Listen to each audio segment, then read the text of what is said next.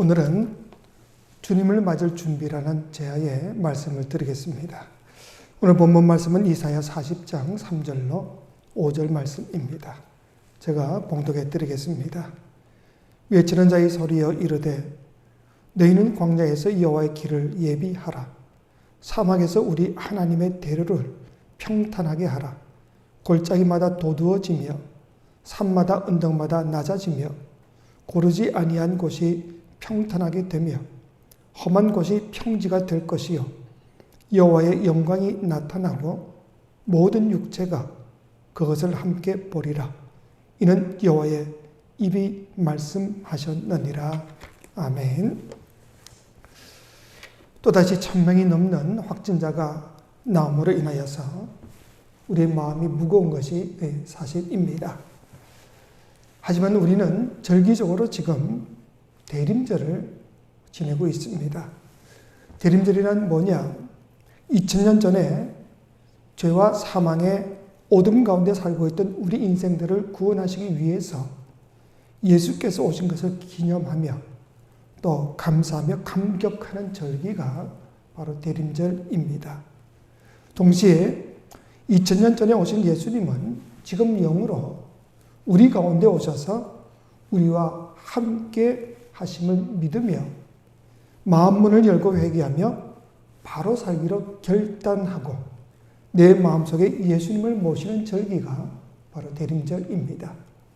동시에 세 번째로 예수님께서는 2000년 전에만 오신 것이 아니라 또한 지금 우리 마음에 영적으로 오신 분이 아니라 역사의 마지막 종말 때 마지막 심판 자리에 심판주로 오신다는 그 믿음을 가지고 마지막 날 주님 앞에 부끄럽지 않게 서도록 우리의 하루하루의 삶을 정직하게 그리고 경건하고 거룩하게 살기로 결심하는 기간이 바로 이 대림절 기간입니다. 그러므로 우리들이 정말 하나님의 살아계심을 믿고 주님에 대한 온전한 믿음이 있다 그런다면 지금 현재 이 암울한 환경에 짓눌리지 말고 죄와 사망의 어둠에서부터 우리를 건져내시기 위해 2000년 전에 오셨을 뿐 아니라 지금도 우리와 함께 하시며 그리고 마지막 날 심판주로 오실 그 주님을 맞이할 소망을 가짐으로 능히 이기며 승리하는 삶을 살 수 있기를 주의 이름으로 축원합니다. 근데 우리들이 이 대림절을 지내면서 그냥 가만히 주저앉아서만 기다리는 것이 아니라 주님의 오심을 준비하면서 기다릴 수 있어야 한다 하는 겁니다. 오늘 본문 3절은 이렇게 말씀하지요. 한 소리가 외친다. 광야에 주께서 오실 길을 닦아라. 사막에 우리의 하나님께서 오실 큰 길을 곧게 내어라. 한마디로 길을 닦아라는 거지요. 고대 왕이 행차하려고 그럴 때 왕이 실은 그 마차가 웅덩이에 빠지지 않도록 혹은 돌부리에 걸려서 넘어지지 않도록 먼저 길을 닦는 것이 왕의 행차에 앞서서 준비하는 사람들의 가장 큰 임무였다고 그럽니다. 왜냐하면 만약에 왕의 마차가 웅덩이에 파묻히게 되면 고기회를 노려서 정적들이 달라들어 왕을 시해하려는 그런 시도들이 빈번하게 일어났기 때문에 그런 겁니다. 그런 일이 일어나지 않도록 왕은 자신이 가장 신뢰하는 신복을 먼저 보내어서 왕이 갈 길을 닦게 했던 것이 왕의 행차에 있어서 가장 중요한 일이었다 하는 겁니다. 우리 하나님께서도 역시 마찬가지입니다. 세상을 구원하실 구세주 예수 그리스도를 이 세상에 보내시기 전에 먼저 하나님의 마음에 꼭 드는 신복인 세례 요한을 예수님보다 먼저 이 세상에 보내셨습니다. 세례 요한은 유다 광야에서 400년 동안 침묵했던 그 선지자의 침묵을 깨뜨리고 회개하라 천국이 가까웠느니라 선포하며 말씀을 전하기 시작했던 선지자이지요. 사도 마태는 이 사도 요한에 대해서 다음과 같이 말하고 있습니다. 그는 선지자 이사야를 통해 말씀하신 자라. 일러서되 광야에 외치는 자의 소리가 있어 이르되 너희는 주의 길을 준비하라. 그가 오실 길을 곧게 하라 하였느니라. 왕이 단마차가 아무 문제 없이 잘 지나갈 수 있도록 패인 곳은 메우고 돌출된 곳은 낮추고, 그래서 길을 평탄하게 만드는 것이 세상 왕이 오는 것을 준비하는 사람들의 임무였지요. 하지만 이 세상의 왕이 아닌 하늘나라의 왕, 평강의 왕으로 오시는 우리 주님을 예비하는 방법은 땅을 평평하게 하는 것이 결코 아닙니다. 사람들의 마음을 평평하게 하는 것입니다. 굽은 길을 곧게 하는 것이 아니라 사람들의 굽은 마음을 곧게 하고, 웅덩이를 메우는 것이 아니라 절망하는 사람들의 마음에 소망을 불어넣는 것이 바로 주님을 맞이하는 준비다 하는 거지요. 이걸 신학적으로 이야기하면 회개라고 말할 수가 있습니다. 회개는 뭐냐? 한마디로 말해서 상한 마음을 회복시키시고 굽은 마음을 곧게 만들어서 하나님 앞에서 곧바르게 똑바르게 걸어가도록 만드는 것, 이게 바로 회개입니다. 교만한 마음을 쳐서 겸손한 마음이 되게 하고 좌절하고 낙심하는 마음에 소망을 주어서 일어나게 하는 것, 그게 바로 회개라는 것이지요. 하늘로부터 내려오시는 평화의 왕 예수님은 거룩하고 깨끗한 분이시기 때문에 죄로 가득한 마음으로는 교만하고 시기 질투하고 미움과 분노와 복조심이 가득 찬 마음에는 결코 임할 수가 없습니다. 오직 하늘의 위로를 기다리며 엎드릴 수 있는 겸손한 마음, 자신의 연약함과 부족함을 깨닫고 하나님의 도우심을 구할 수 있는 그렇게 간절히 갈망하는 마음에 우리 주님이 찾아오심을 믿으시기 바랍니다. 그렇기 때문에 이런 이유 때문에 대림절 기간 동안 우리들이 해야 될 일은 회개하고 비우는 겁니다. 회개는 뭐냐? 주님이 내 마음에 들어오실 수 있도록 내 마음의 길을 평평하게 닦는 것이고, 비움이란 나의 욕심과 탐욕을 다 내려놓고 주님이 들어오셔서 내게 부어주실 새 것을 맞이할 준비를 하는 것이 바로 비움이라고 이야기할 수가 있습니다. 그런데 마음을 평평하게 만들기 위해서는 두 가지 작업이 필요하지요. 먼저는 튀어나온 부분은 깎아버릴 수 있어야 합니다. 그리고 골짜기는 뭔가로 메워야 하는 거지요. 그렇기 때문에 회개란 툭 튀어나온 나의 교만한 마음을 꺾어버리고 푹 꺼져버렸던 절망의 마음에 하늘의 소망을 심어넣는 겁니다. 그럼 교만은 또 뭐냐? 사람과 사람들 사이에 시기 질투심을 가지고 또는 경제심을 가지고 남을 짓밟고자 하는 마음을 우리는 교만이라고 말할 수가 있습니다. 하지만 성경에서 말하는 가장 궁극적인 교만은 뭐냐? 하나님 앞에서의 교만을 말하고 있습니다. 다시 말해서 하나님의 도움 없이도 나 혼자 힘으로 얼마든지 내 인생 즐기며 잘 살 수 있다 생각하는 그 착각, 그게 바로 하나님께서 말씀하시는 교만입니다.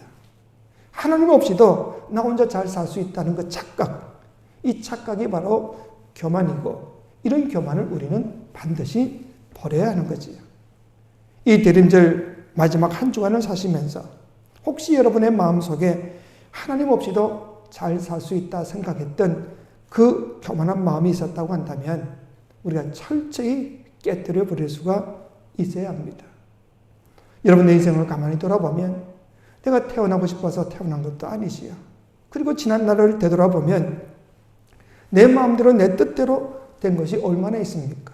한번 정직하게 생각해 보시기 바랍니다. 그리고 앞으로 이 인생을 끝나는 내 마지막 순간 역시 과연 내 마음대로 내 뜻대로 될 수 있다고 생각하십니까? 결코 그럴 수가 없습니다. 내 인생 마감하는 그 끝도 결코 내 뜻대로 내 마음대로 되지는 않습니다.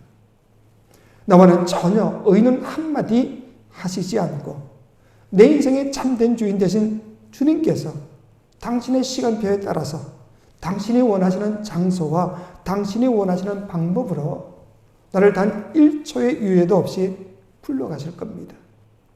이처럼 나의 인생의 시작도 중간도 끝도 하나님께서 주관하고 있다는 사실을 우리가 분명히 깨달아야 되는 거지요. 사실 이렇게 생각해 본다면 지금 살아가고 있는 이 인생이 결코 내 것이라고 어떻게 주장할 수가 있겠습니까? 철저하게 하나님 손안에 있는 하나님의 것이다. 이게 우리의 깨달음이지요.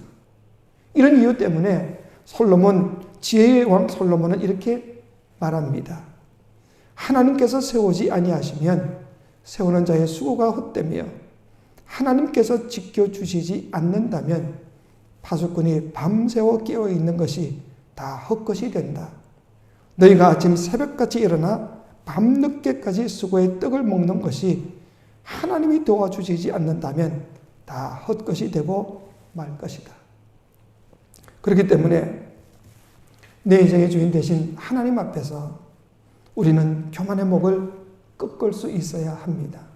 겸손히 하나님 앞에 엎드려 하나님만이 내 인생의 참된 주인이 되시며 나의 모든 것을 인도하시는 전능하신 하나님 되심을 인정하고 그분께만 경배 드릴 수 있어야 하는 거지요. 우리는 그분의 피조물에 불과합니다. 그렇기 때문에 하나님이 허락하신 시간만큼만 살다가 하나님이 부르시는 그날 우리는 단 1초의 유예도 없이 그분 품으로 돌아가게 될 것입니다. 그렇기 때문에 우리는 교만하지 말아야 됩니다. 절대로 하나님 앞에서 교만하지 마시기 바랍니다. 내가 잘났으면 얼마나 잘났고 내가 가졌으면 얼마나 많이 가졌습니까? 하나님이 한번 물어버리면 다 지나가고 말 것입니다. 다 날아가고 말 것입니다. 두 번째로 회개란 절망하는 마음에 하늘의 소망으로 채우는 거지요. 교만만 죄가 아니라 절망도 죄가 된다는 것을 우리는 아셔야 합니다. 교만이란 하나님 없이도 잘 살 수 있다는 착각인 반면에 절망은 하나님이 있어도 별 수 없다고 생각하는 불신의 마음, 그게 바로 절망입니다. 얼마나 많은 사람들이 하나님의 존재를 믿는다 하면서도 절망 가운데 살고 있는지 모릅니다. 얼마나 많은 그리스도인들이 하나님의 전능하심을 믿는다 그러면서도 실제의 삶 속에서는 깊은 절망 가운데, 낙심 가운데 살고 있는 사람들이 참으로 많습니다. 그들은 하나님의 전능하심을 믿는다고는 말하지만 나 같은 사람에게 하나님은 관심도 없을 거야. 지레 겁먹어 버립니다. 하나님의 계시기는 계시겠지만 나같이 죄 많은 인간의 기도는 결코 듣지 아니하실 거야. 지레 포기해 버립니다. 지난날 내가 저지른 죄와 실수 때문에 하나님은 나를 결코 용서하지 않으실 거야. 미리 포기해 버리는 사람들도 참 많습니다. 매주일 교회 나와서 하나님 앞에 예배드리고 찬송하고 뭐 이것저것 하면서도 그 마음 깊은 곳을 파고 들어가 보면 자신의 그 깊은 내면 속에는 조용한 절망이 있다는 사실을 우리는 아셔야 합니다. 그런 그리스도인들이 너무나 많습니다. 하지만 이사야 55장 8절로 9절은 이렇게 분명히 말씀합니다. 내 생각이 너희의 생각과 다르며 내 길은 너희의 길과 다름이니라. 여호와의 말씀이니라. 이는 하늘이 땅보다 높음 같이 내 길은 너희의 길보다 높으며 내 생각은 너희의 생각보다 높음이니라. 하나님은 우리가 생각하는 것처럼 그렇게 속이 좁으신 분이 결코 아니라 그 말이지요. 하나님은 우리가 생각하는 것처럼 그렇게 융통성 없는 분이 결코 아닙니다. 우리가 잘못한 그 모든 잘못을 가지고 끝까지 물고 늘어지면서 우리를 심판하실 그런 하나님은 결코 아니다 그 말입니다. 하나님은 우리의 논리와 이성을 뛰어넘어서 심지어는 우리의 양심까지 뛰어넘어서 우리를 죽도록 사랑하시는 사랑의 아버지이심을 믿으시기 바랍니다. 우리의 생각으로 하나님의 의를 함부로 판단하지 마시기 바랍니다. 우리의 좁은 소견과 우리의 좁은 생각에 하나님을 묶어두지 마시기 바랍니다. 여러분의 논리와 경험과 이념에 무한하시고 전능하신 하나님을 제안해놓고 그렇게 함부로 판단하지 말라 그 말입니다. 이사야 55장 6절 이하는 이렇게 또 말씀하시지요. 너희는 여호와를 만날 만할 때 찾으라. 가까이 계실 때 그를 부르라. 악인은 그 길을, 불의한 자는 그의 생각을 버리고 여호와께로 돌아오라. 그리하면 그가 긍휼히 여기시리라. 우리 하나님께로 돌아오라. 그가 너그럽게 용서하시리라. 악인은 그 길을 버리고 불의한 자는 그 생각을 버려라 말씀합니다. 여러분, 회개를 헬라어로 메타노이아라고 합니다. 메타라는 말은 바꾼다는 말이고 노이아는 생각을 말합니다. 그래서 회개는 뭐냐? 생각을 바꾸는 거다. 많은 사람들이 회개라고 그러면 그저 눈물 찔찔 짜면 회개하는 것으로 착각하는데 회개는 그런 게 아니다는 거지요. 아무리 하루 종일, 아니 열흘을 눈물 흘린다 할지라도 그 생각을 바꾸지 않으면 그건 결코 회개한 것이 아닙니다. 생각을 바꿔야 된다. 그럼 어떤 생각을 바꿔야 되냐? 하나님 없이도 나 혼자 잘 살 수 있을 것이라는 그 교만한 생각을 바꾸라는 거지. 하나님이 계셔도 나의 문제는 절대로 해결할 수 없어 하는 그 절망적인 생각을 바꾸라는 겁니다. 불의한 자는 그의 생각을 버리고 여호와께로 돌아오라. 그리하면 그가 긍휼히 여기시리라.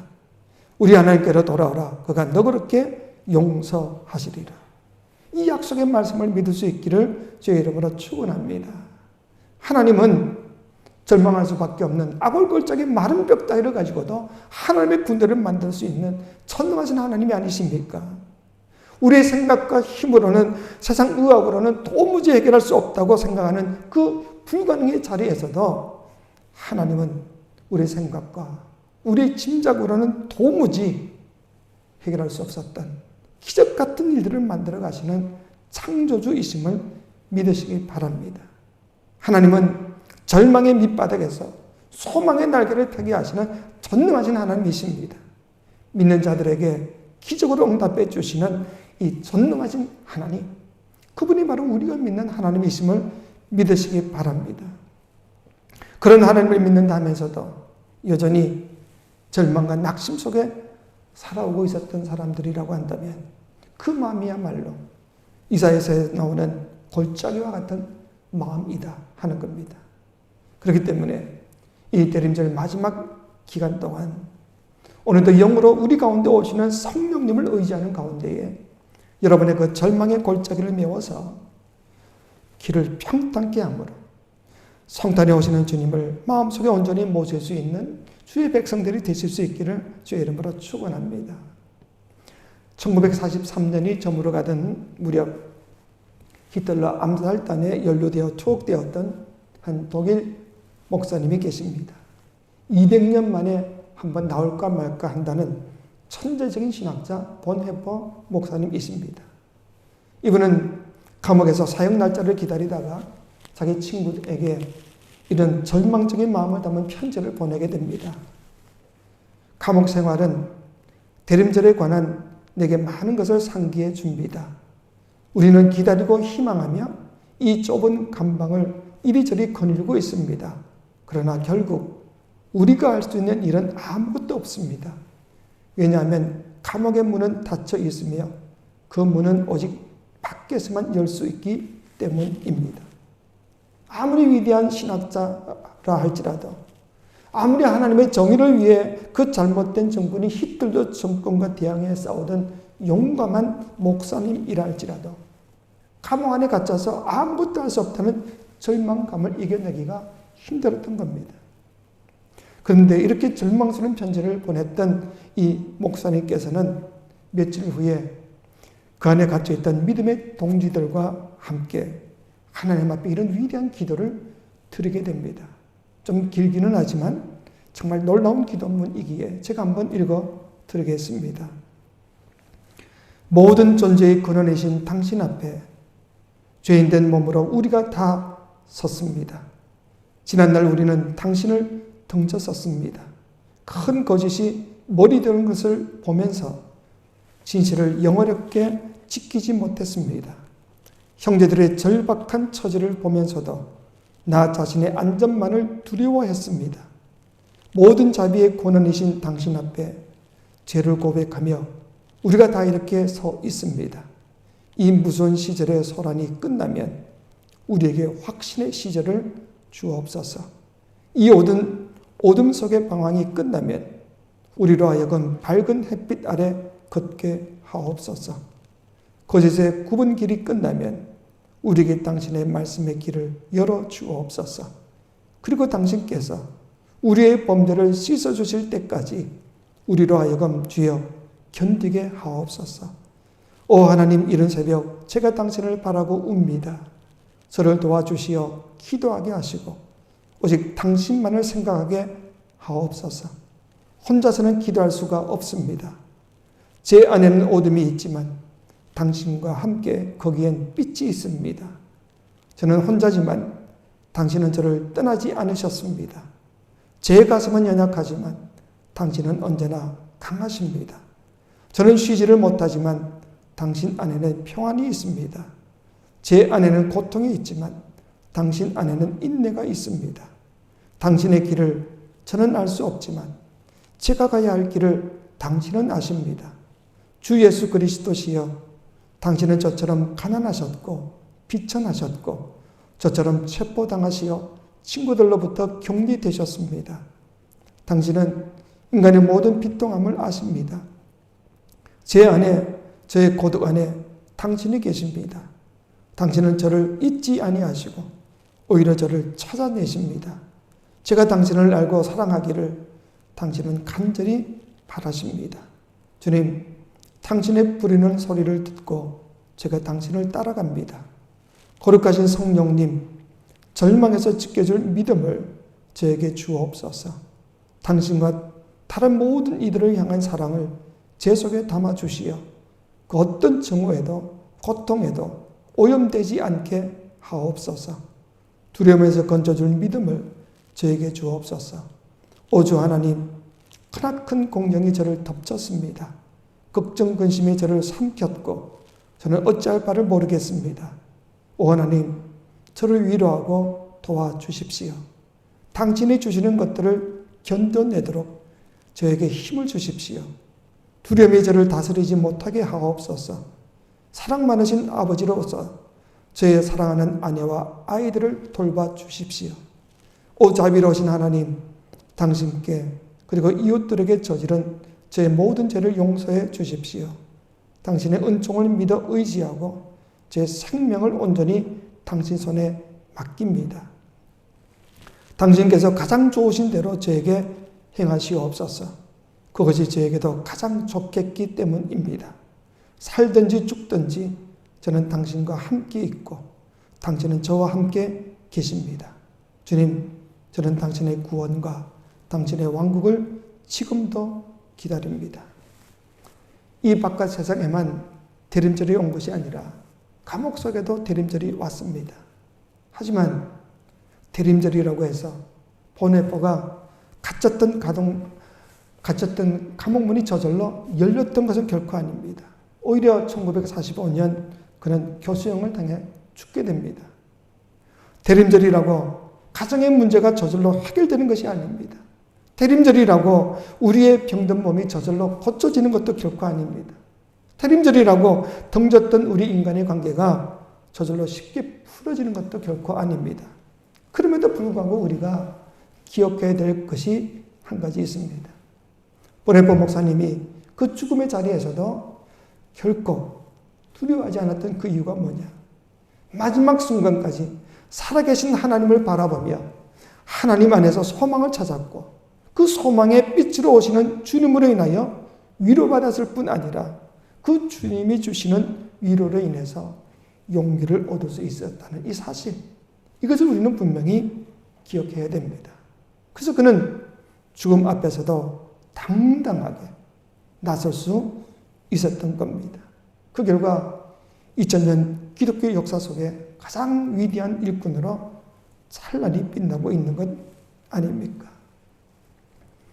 그 고난과 아픔 속에서도 그가 그렇게 당당했었던 그 이유는 단 하나, 모든 것을 합력하여 선을 이루어 주신다는 그 주의 약속의 말씀을 믿었기 때문입니다.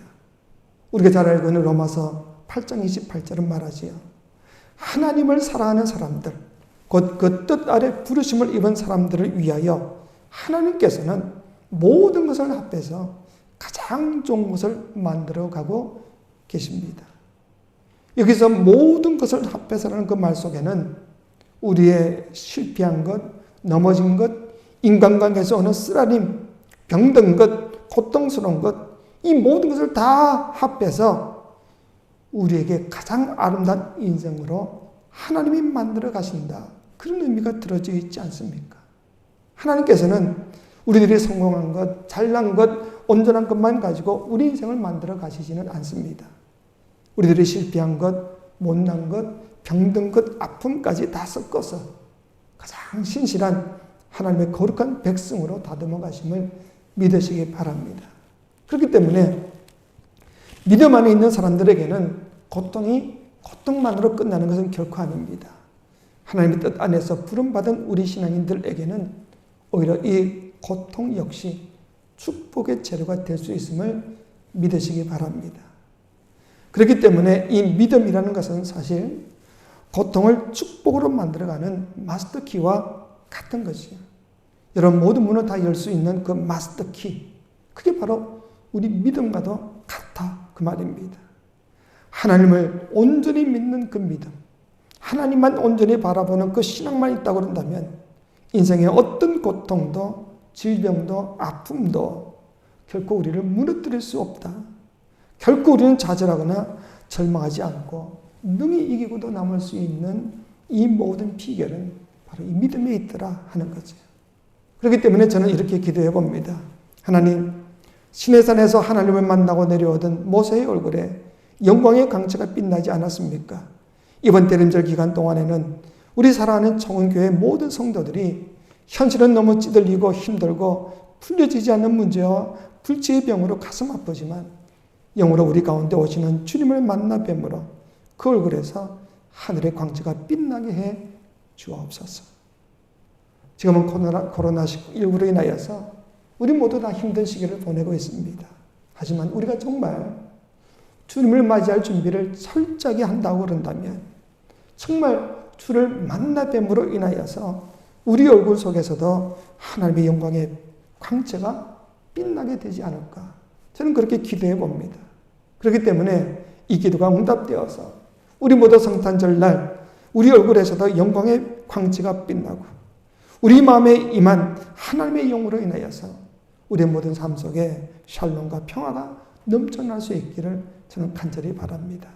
여러분, 지금은 힘들고 어려운 시기를 우리가 지금 보내고는 있지만 우리가 더 주님을 바라보시고 더 주님을 맞이할 준비를 잘 할 수 있다고 그런다면 우리의 굽은 마음을 곧게 하고 우리의 하나님 없이 살 수 있었다는 생각하는 잘못된 그 교만을 꺾어버리고 절망 가운데 있던 우리의 마음을 주의 주시는 소망으로 채워갈 수만 있다고 그런다면 우리는 얼마든지 평화의 왕 주님을 온전히 맞이할 수가 있을 겁니다. 이 준비가 잘 되어서 성탄절 날이 정말 기쁨의 날이 될 수 있기를 주의 이름으로 축원합니다. 기도하시겠습니다. 영광으로 우리 가운데 오시는 주님, 우리가 너무 세상 것에만 몰두해서 주님이 막상 오셨는데에도 우리가 깨닫지 못하고 영접지 못하는 일이 없도록 우리의 마음을 비워주옵소서. 회개하여 주시옵소서. 우리의 마음의 골짜기를 소망으로 채워주시고 교만한 마음 깨부수어 겸손한 저희들이 되게 하여 주옵소서. 심령이 가난한 자가 하나님을 볼 것이라고 하셨는데 우리의 마음이 진실로 낮아져서 살아계신 하나님을 마음속에 모시는 복된 한 주간이 되게 도와주옵소서. 예수님의 이름으로 기도하옵나이다. 아멘.